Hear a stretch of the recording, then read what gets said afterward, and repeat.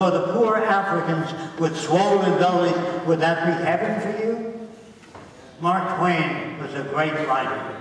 He wrote a book, I don't know if you know about it, The War Prayer. He wrote another book called The Mysterious Stranger.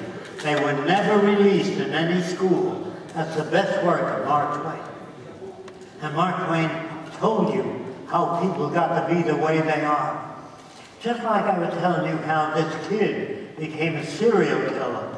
Other people are made that way by their culture.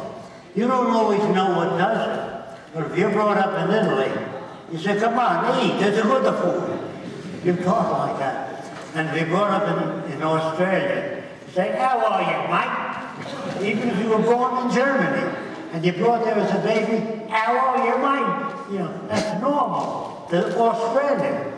And we brought it in Germany, Deutschland over alles, Germany above all. That's what depends on where you're brought up. There are no good or bad people. They're all lied to all over the world by ignoramuses called politicians. They're dumber than you can imagine. And the world I'm talking about, you don't have the right to congressmen, the women's rights. They're brought up in the country and they're given every right to become engineers, biologists, anything they want to be. But in this world, women are brought up to cook for the old man, wipe the baby's ass, change their diapers. All that is bullshit. Women should be able to go into any field they want to go into. Engineering, chemistry, mathematics. When you give a little girl a doll, you're programming her. When you give her a little washing machine, you're programming her to play the role of a woman. If you give a boy a doll, you turn him around too. So the point is,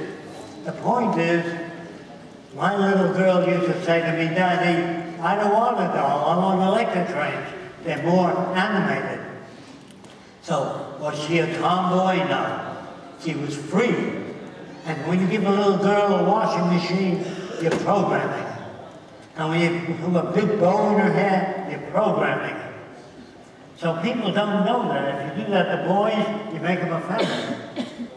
They don't know what makes homosexual. They don't know what makes gays. They don't know what makes a serial killer, so they put them in jail. They're made that way by the culture they live in. In the old world, they used to stone women to death if they fooled around with one guy, if they were married. But the man could fool around with many women as he wants to. In fact, if a guy has 6 girlfriends that he's having sex with, he's called Don Juan. And if a girl has sex with 2 guys, she's a tramp. Who wrote the book? The men. Think about it. They're full of shit too. So I'm trying to tell you, the world you live in is artificial. The language you use is artificial. The values you have were pumped into your head when you were a kid. Women do this, they don't do that. Men can do anything. Men can piss and stand and cross streams and look at each other pissing. They can. You know, they do so many things. One kid said to one, did you ever see Billy take a shit? He said, no, let's watch him. And the shit comes out spiral and hits the ground. That's where the aluminum extrusion came from. That's where the invention of extruded material came. A guy taking a shit. And a guy named Bakelite, he was the guy trying to make a synthetic plastic. So he had formaldehyde, and his friend said, how are you doing? He said, I'm getting nowhere. He says he was so angry he pissed in it, and he got urea formaldehyde, the first plastic. But that isn't in your school books, you know, because it wouldn't do any good. You can't do things like that. Like I've been to over 100 restrooms, and I never found a place to rest.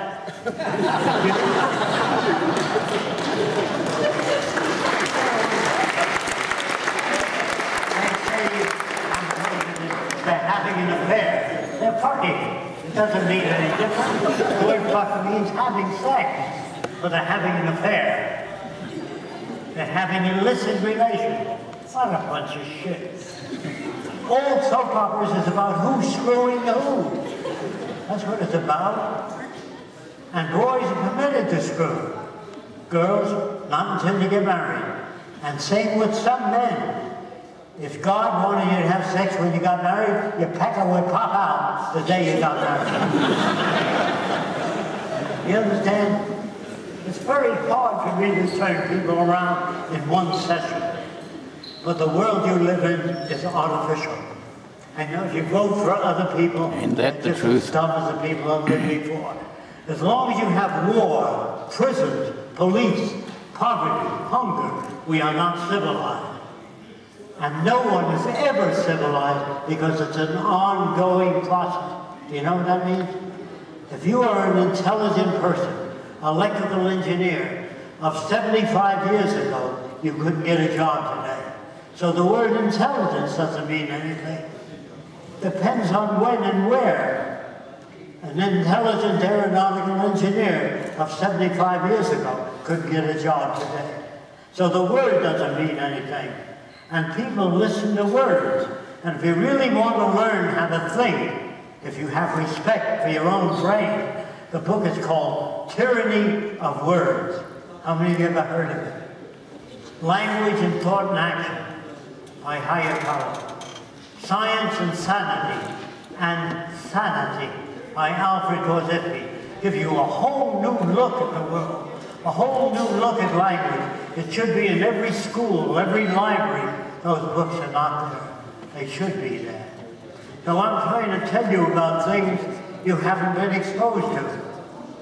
So when I went to the South Seas, everybody, when I got there, walked around completely nude. And I never saw a male stare at a female body, only the eyes. If you were brought up swimming nude ever since your baby, there were no peeping toms on that. Nobody would look in a girl's window to see what she looked like under the dress. Do you understand? If you're swimming nude, the peeping tom is gone. There are no fetishes. If you don't know what that means, there are tit men, leg men, ass men, hair men that like different parts of the female anatomy. They're called fetishes. In the islands, they stroke the whole female, from the top of the head all the way down to me like you. But they would know there's tit squeezes, ass squeezes, leg men. Do you understand that? Because everybody walked around nude. And none of them had any pictures of nude women. What for? You're brought up swimming nude, you can't even sell them or give them a magazine with a picture of a nude woman. So we are made the way we are, and girls say, well, you know how men are, all they think about is sex. That's because they're brought up in a culture that deprived. If they swam nude when they were young, you couldn't sell girly magazines. There'd be no pornographic movies. They made love out in the open. They never talked about it. When they were 13 years old, they made love. When they were able to. The guy didn't say, I just got laid. I said, you did? How did it work out? None of that kind of conversation. And we're called civilized. We're not civilized. There's no, people think I'm a utopian.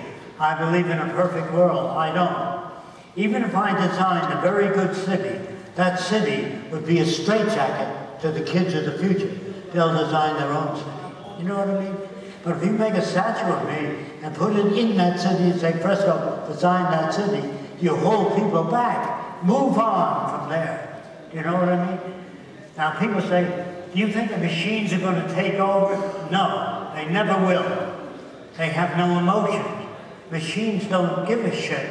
If you have a laptop and you work at Saturday, Sunday, Monday, it doesn't say, give me a day off, will you? They don't care. Machines don't care. If I took your laptop and smashed it in front of 20 brand new ones, this week or next week, we'll get you. Machines don't care. If you kick your one machine, it doesn't come right off. Machines don't have emotions, nor do they have ambition. But they will not take over. They will be assigned decision-making. That's very different. Let me tell you what that means. It means that a pilot used to look out of an airplane and say, I'm about a mile high. Today with Doppler radar, it goes down, hits the ground, comes back up and says, you're 5,365 feet, 2 inches off the ground. No humans can do that. So the machine is assigned decision-making. Do you understand that? A butcher used to grab a chicken, say it weighs about 10 pounds. The guy buying it would say, just a minute, I think it weighs 6 pounds. So they'd argue. Then the scale came in, and it weighed the chicken. You understand? So we submit to a scale rather than the butcher's opinion. So that's what engineers do. When somebody says this is the strongest metal in the world, he says, how strong? How many of you know there's a metal called memory metals? About 10 hands. There are metals that can remember. They're called nickel and titanium, mixed together 50-50. Alloy. Well, they said, well, who invented that? Some Swede metallurgist was mixing different metals together to see whether he could make a stronger metal. And he bent it into the letter U, and he left it on the table near a heat lamp, and it straightened out. He didn't sit down there to invent a memory metal. Nobody ever invented anything. They discover certain phenomena. You can't think of language. You can't think of making a step ladder until you climb up a tree with the branches located a certain way. Man that's brought up in a gray ball, if you bring a human being up in a gray ball and feed him with no stimulus and let them out when they're 17 years old, they're drooling idiots. You have to be exposed to environment. If you don't understand that, if you know what a rose looks like and you smell it, it might be pleasant. If you go to Madagascar and you see something that looks like a rose with little black dots on it, and you smell it, and it burns your nose for 2 weeks, the next time you see a strange flower, you go. You understand that? They say, she learned. No, her behavior was changed in relation to pain. Learning doesn't tell you anything. Sometimes a person says, I've changed my mind. You think they open their cranial case and rewire it? Of course not. No one can change your mind. But if you say, man will never fly, and the plane flies over, you say, I've changed my mind. You've been changed by events. You can't change your mind. So what I'm trying to do is tell you how full of shit the world is that you live in. And I used to think, Jacque, you're trying to change the world. How are you going to change people that are hardheads?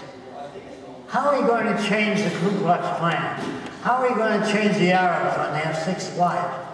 Well, I said, I don't know. That's the most difficult thing to learn to say. I don't know. You think man will ever get to the moon? Nah, not in 1,000 years. Are you a rocket expert? No. Do you know anything about space travel? No. Where the hell do you get your information from? Most people have opinions about everything. If you lived across the way from me, and I see 10 guys coming out of your apartment, if you give me the right to my own opinion, I can have all kinds of opinions.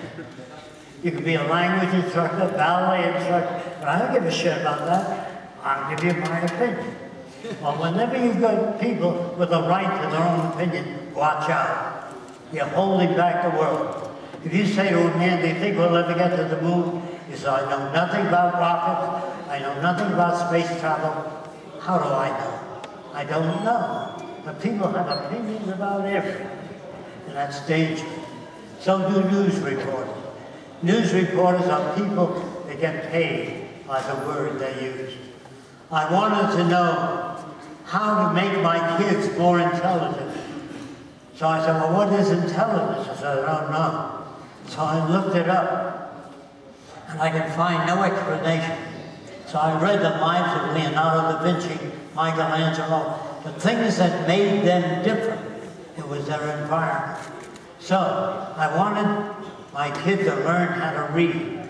I never taught him to read. I opened a book and I used to read to him at night in bed about dinosaurs, things kids are interested in. You know what I mean? And then when I said, when the Brontosaurus met the Triceratops, they're a different type of dinosaur. I went, I closed the book. My kid says, what happened? I said, look, if you learn to read, you can find out for yourself.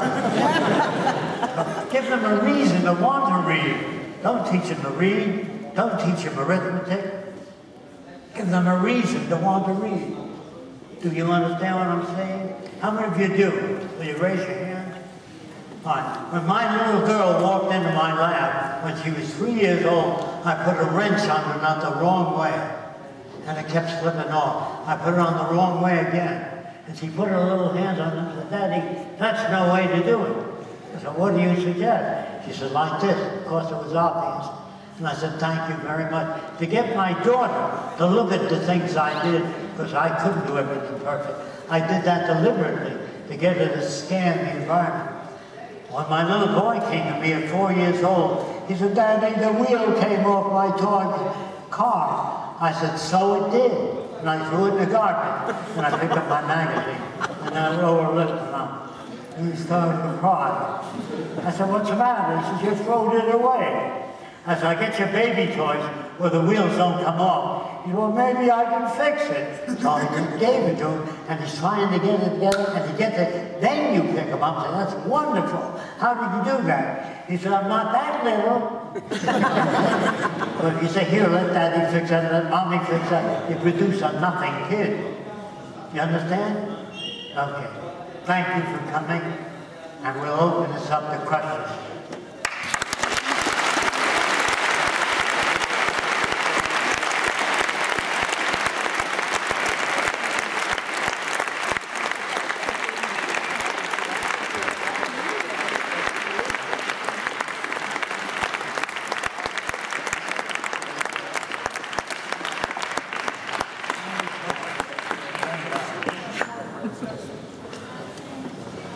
They don't work that great. That's why Roxanne might insert things if I don't hear everything. So if you have any questions,